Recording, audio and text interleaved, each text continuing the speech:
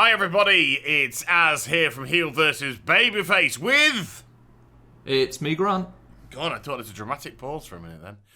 And we haven't done this for a long time, but Grant and I have both been to Le Cinema. So we've both gone and seen Logan now, so it's time for us to do our little chatsy-poo about the film and what we thought about it. So, Grant... Should we do some spoiler-free... Yeah, let's do a brief little spoiler-free beginning, and then we'll get into the meat and potatoes of it. So, what's your initial thoughts on the film? Okay, so it's very similar, I think, to what the trailer represents it as, or what the trailers have represented it as. They did a great job of capturing what the film represents. So if you're sold by the trailers and you want to see it, certainly, I think it's the best entry in the Wolverine trilogy, I think you call it. Well, not too hard. Not too hard to be. I like the Wolverine. I really like the Wolverine, actually. I thought it was mindless towards the end, but I actually enjoyed it. It suffered a bit of a third act syndrome. I still haven't seen Wolverine Origins, nor do I ever intend to. Nor do I ever. Even though I know it's so bad, it's probably comical to watch. I can't do it. I just can't bring myself to do it. I think if I did it, something important in my brain would get pushed out, and I don't want to lose. You'd lose vital memories of your little nephew. I'd lose vital stuff. But yeah, this is quite a bleak film. Yeah. But yeah, you're very much correct. If you're sold on the trailers, that's pretty much what you're going to get. Although I think the trailers have been cut to make it a little bit more comical than it is. There was no laughs in the cinema. Really? That's really interesting. Yeah, because of the way that the film, the context of the scenes, what seemed funny in the trailer didn't get the ha-has in the cinema. Let's face it, it's not a Chuckles movie. No, not at all. It's a movie about Logan. Well, basically, Logan wanting to die. Yeah. And I think the trailers do a very good job. And not really having any reason to live, and then suddenly this girl is pushed into his life, and suddenly, is there a spark inside of Logan to change anything about his fate, etc. Yeah, it's not a complicated story. No, it's about family. Yeah. There's a massive family theme going on here with Patrick Stewart as the patriarch, and then you've got Logan as the errant son, and then you've got the young girl as obviously Logan's surrogate daughter. We'll go into more of that in the spoiler section, of course. So it's very much like a family unit, even the friend on the farm as well. So it's very much about family and this dysfunctional family unit, and trying to feel part of a family of something when you haven't felt like part of a family for a very long time. Yeah. Performance-wise, I thought the performances in the film were absolutely stellar. Yeah, absolutely. I think Patrick Stewart, this is my favourite version of Charles that he's ever done. I think he got a lot more to play with it, though. Yeah, he's got a lot more meat for his character. Yeah, he's not just the overarching leader. Yeah, he's a much older. I think he's 91 or something in the film. Like but I thought Hugh Jackman's Wolverine was just excellent. I thought he was exquisite. Yeah, I think he's done a really good job of building the character beyond what we've seen previously in the canonic X-Men films. Not necessarily his origins, but across all of the X-Men films that he's done, this definitely feels like a progression. I think one thing that I have to say from the get-go is this isn't a good superhero movie. This is a good movie. Yeah. Full stop. The superhero aspect is very much a secondary aspect. Definitely. That's one of the biggest things I took away from it. So I think all the actors here had a lot more to get their teeth sunk into as regards to role, how they could flesh out their characters. It's got something like a 2-hour, 20-minute runtime. Yes, it was a long film. Longer than I expected. What I found really odd was this is a long film with a very kind of bleak story, and it flew past for me. Absolutely flew past, which is really bizarre because you tend to find when something is as kind of down as it is that it can grate a bit and it can drag a bit. I thought it was very well put together. The cinematography was fantastic. The look of the film, it's beautiful. was very good. Kind of remind me very much of Mad Max. In the kind of grainy desert, a lot of kind of like desert shots. So it's kind of sort of had a post-apocalyptic. Yeah, it's the post-apocalypse where society still functions. Well, kind of. We're kind of in almost like not a police state per se, but mutants have been run out. You know, there's barely any left, if there are any left, and bar obviously our group of heroes, and so but it's not a dystopia by any stretch of the imagination. No, I agree with that. I think you can definitely see that it is a natural progression through design and through slight technological shifts that you're not out of the realms of where we could be in 2029. But yeah, I mean, for a spoiler-free, very well put together movie, brilliantly acted, long, but to me didn't seem that long because I thought it was pretty well paced. Yeah.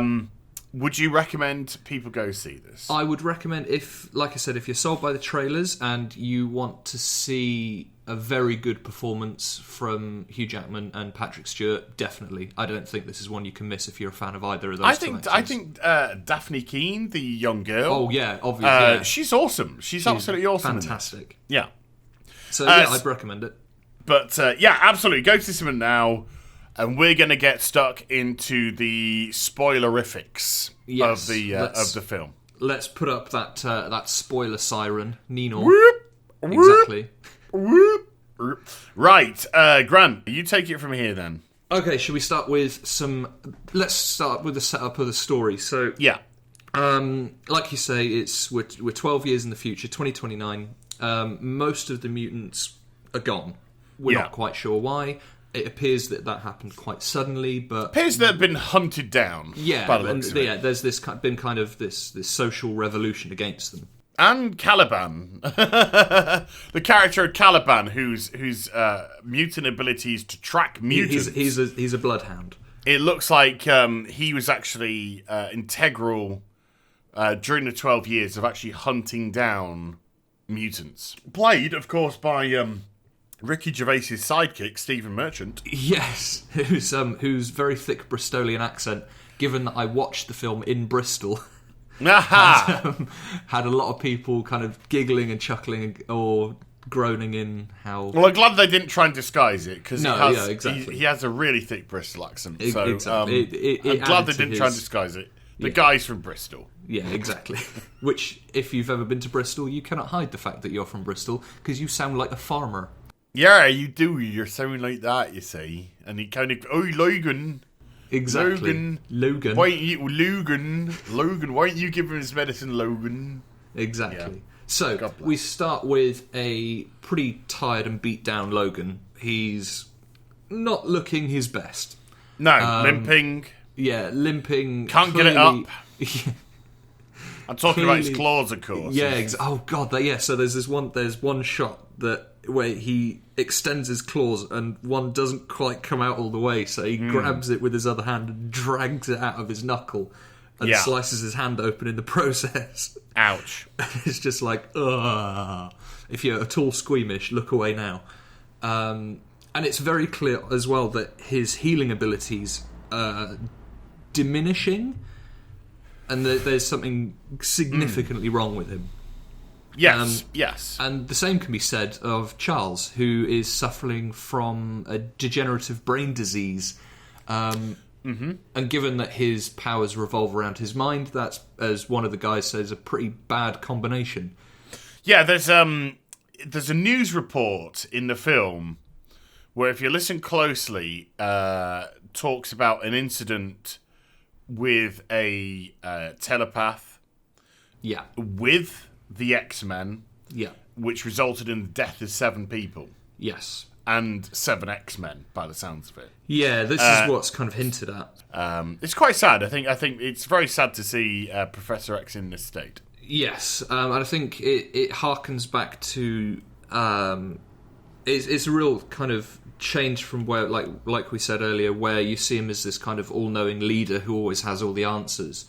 So they're tracked down by a nurse from a secret facility of our bad guys, who I forget the name of the company. That is actually what it's called, Secret Facility of Bad Guys. Yeah, and basically what they've been doing is growing and cloning and experimenting with humans to turn them into mutants. A lot of the nurses, who they assumed were too stupid to realise what was going on, have basically tried to evacuate as many of them as they can. They've all been separated, and we are left with this nurse and the girl Laura, who, as many of the comic book fans will know once you see her power, is X-23, but a very young X-23. Not that her being young has anything to do with how she pulls her punches, because she does not. No. So yeah, it basically turns into this road movie where the mission is Logan and Charles have to get Laura to safety. Yeah, they want to take her to Eden. Yes. Which is meant to be a safe haven for mutants. This film is not about a heroic saving of the day. This film isn't about let's put on some spandex and beat the villain. This is very much a film about demons. Yeah, it faces death in a really interesting way for people who we assumed couldn't die. Or when I went to see this film, I had absolutely no doubt in my mind. We are in the spoilers territory. Exactly. That Professor X would die. Yeah. I think that was pretty clear from the trailers as well. Yeah.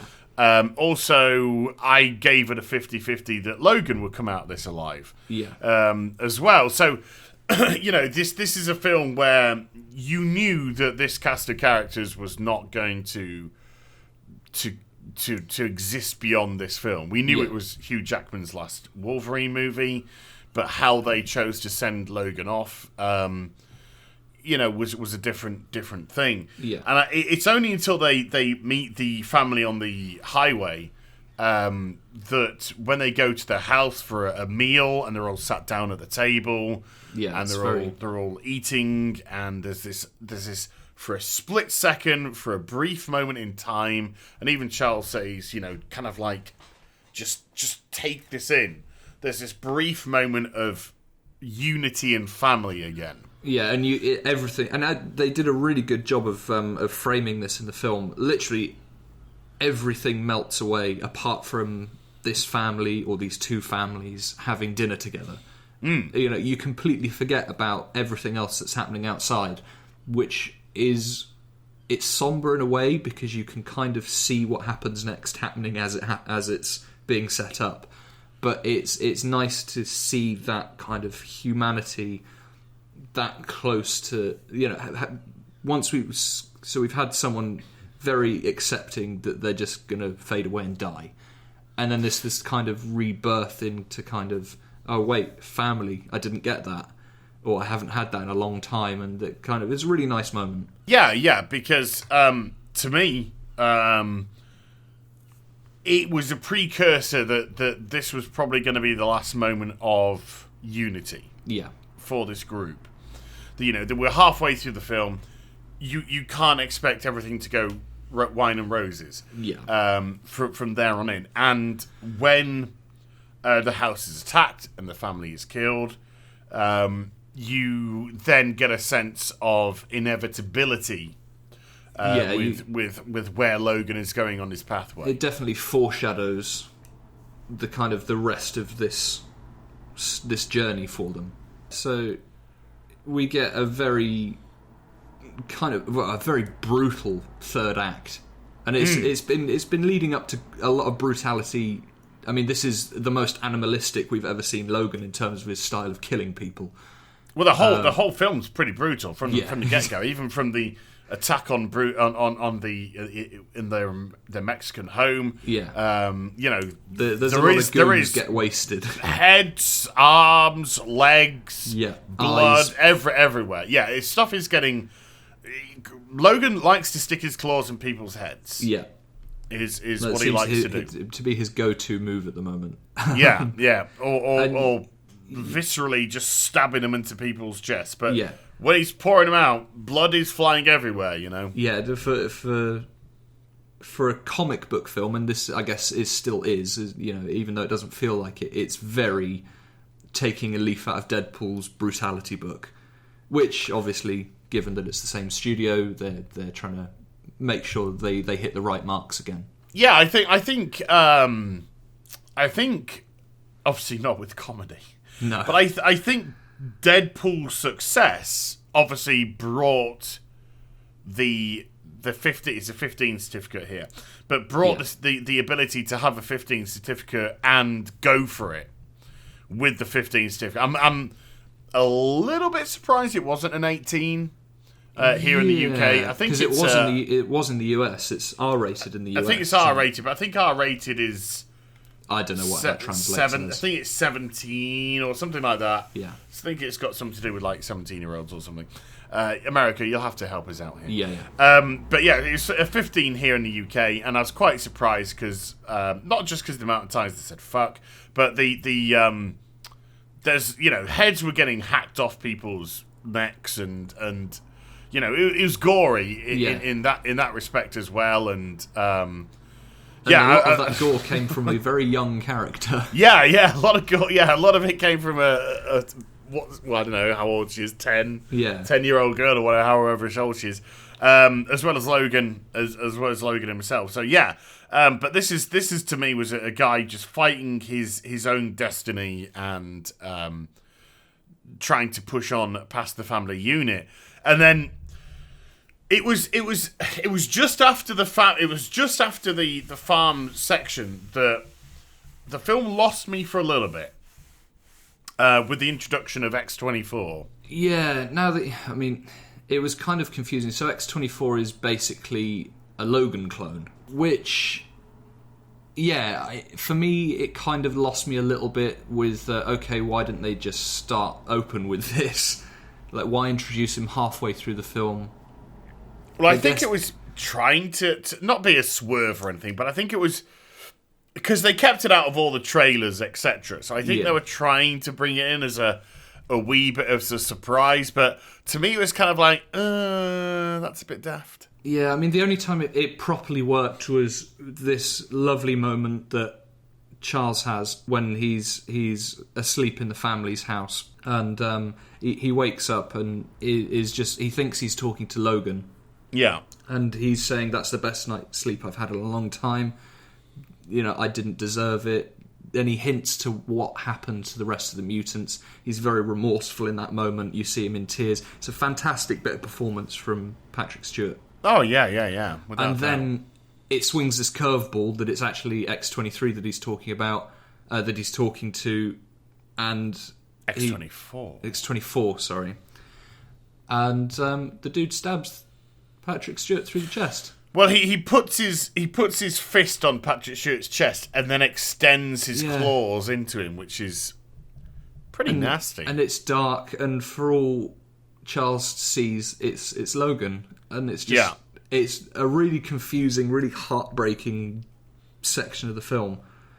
And he doesn't just die instantly; it takes him until Logan's found him and brought him downstairs. They're trying to get out, and it's all a bit of a mess. You have this moment where Laura's being dragged out of the house and Charles is dying upstairs, and Logan has to make this choice. Who does he go and save? And he goes for Charles, and he realises that there's not a lot he can do. He brings him downstairs, and he dies in the back of a truck. Yeah.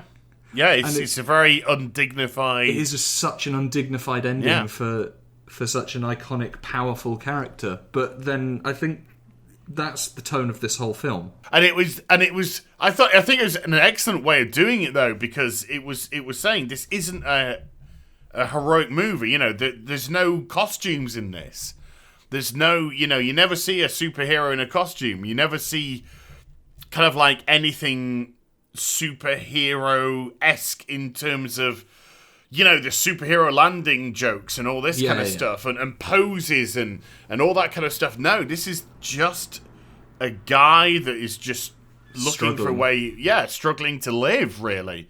And all these people are kind of like struggling to live. And it's then that you realise, well, to me, it was that sort of undignified death of Professor X, which made me realise that this is not going to have a happy ending. No, yeah, it definitely sets the tone for the rest of the film. You get that really cool kind of heroic sacrifice with Caliban, who at the farm is in the back of the truck. He's been sniffing them out, but giving them enough time to try and get ahead. Yeah, because this guy's this truck is an albino, so he has this very much this Nosferatu look about him, and they pull the rafters off the roof, and it's just burning his skin like he is a vampire. And before he does it, before the bad guy, or one of the bad guys, pulls the rafter down, he says, "Beware the light." Yeah, that's it. And then he mirrors that back to him when he gets the grenades, and he throws the grenades at their feet, and they like look at him, and he just goes, "Beware the light," and then boom, he goes. That was the one kind of sacrificial one-liner, anything which could be attributed to action a film. a superhero-esque moment. So yeah, it was good. It was good. So from there we have a very heartwarming, kind of painful, well, very painful burial of Professor X. Lovely. So you've got Logan stood over his grave trying to say, look, it doesn't really mean anything where we've buried you, but it's a nice spot, it's by the water, there are trees, and he can't quite finish it. He can't even start, to be honest with you. He tries to give a eulogy, and he just can't. He can't even speak. He's so upset.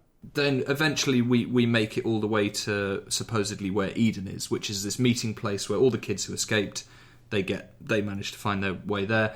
Through finding one of the comics, the bad guys catch up to them, which I thought was a little bit of a strange link. Yeah, I mean there was for all the sincerity of the film, it was like very, very much the huge breadcrumbs for them to the bad guys to follow them and chase them. Yeah, but I think the bad guys in the chase, like we've kind of hinted at, is not it furthers the story along, but it's not the crux of the story. Oh no, not at all. The whole villainy aspect is very much a secondary part of the film.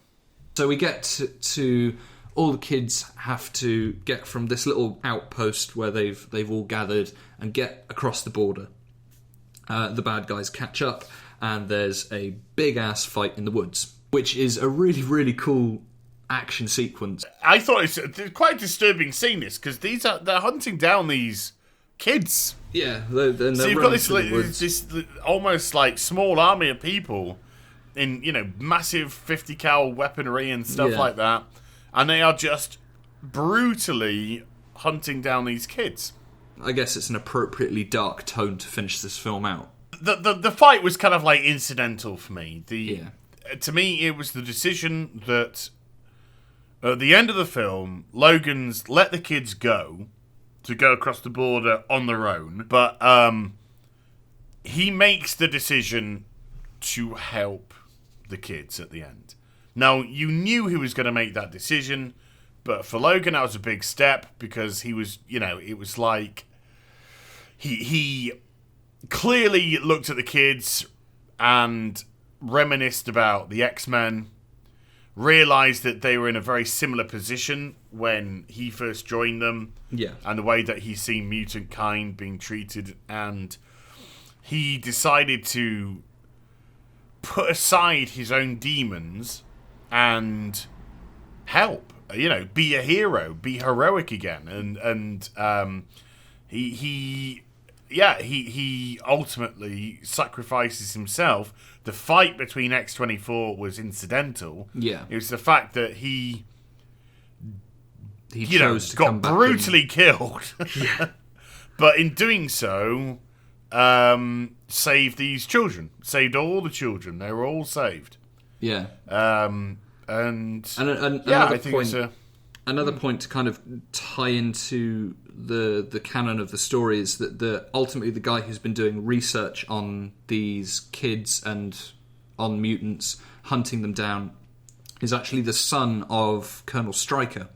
Yeah, I thought I was shoehorned. But... Yeah, it's a bit shoehorned. I wish they'd given that a bit more time to build up. But incidentally, he gets dispatched as quickly as he arrives. Yeah, Logan, who's barely able to stand, just shoots him. Yeah.